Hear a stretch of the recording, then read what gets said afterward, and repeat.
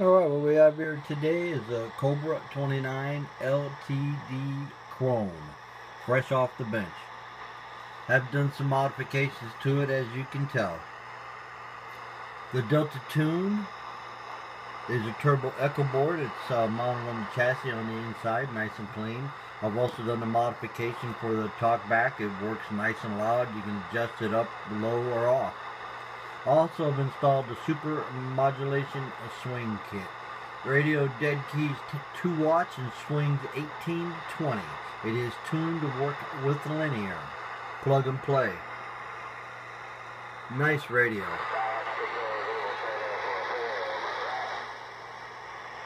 Nice strong mobile unit.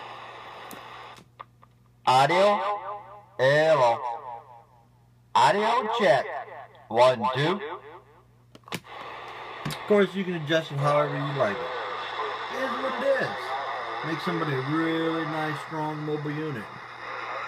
What you see is what you will receive.